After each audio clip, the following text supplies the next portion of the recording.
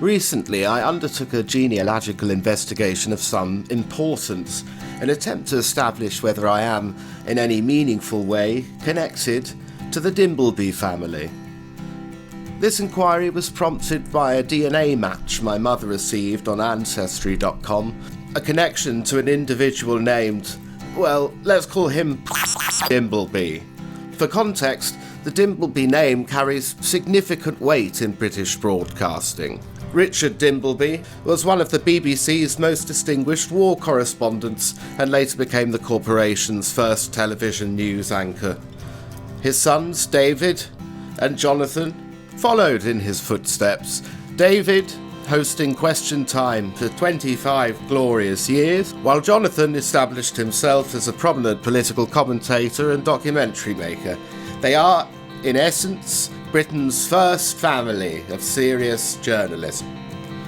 Naturally, upon discovering a potential link, I began to imagine what this meant for my life now. Would I be expected to deliver calm, authoritative monologues on the state of the nation? Would I inherit that deep, almost mystical, spiritual bond to the BBC? Might Fiona Bruce step aside on Question Time, recognising that by blood it is my rightful seat? The link between David Dimbleby and Dimbleby traces way back to a common ancestor, also called David Dimbleby, born in 1715 in Lincoln. From him, two lines emerge. One leads down to David and Jonathan, with their ancestors leaving Lincoln. The other remained in Lincoln, eventually producing Dimbleby. And it is through this latter branch that my own possible connection emerges. Increasingly and worryingly distant connection, but a connection nonetheless. At this point, my research intensified. I pictured my triumphant homecoming to the Dimbleby clan. I imagined that David and Jonathan greeting me with knowing nods, ushering me into their secret library filled with leather-bound volumes.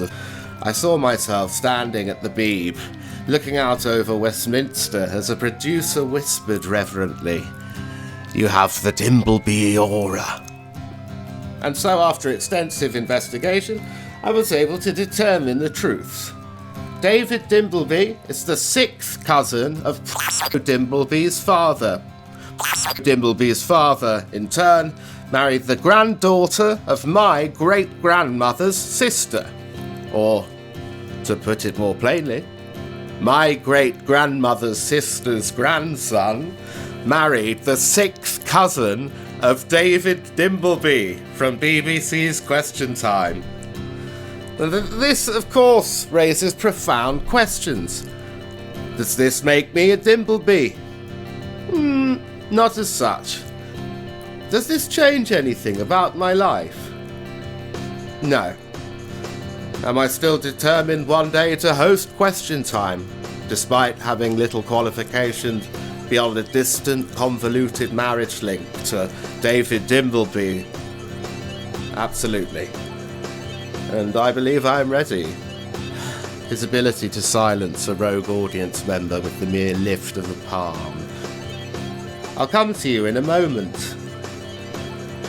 A slight tilt of the head. I'll come to you in a moment. I'll come to you in a moment. You, sir, in the red jumper. The rising tension, the clash of opinions. It is in my blood. It is in my blood, Bruce.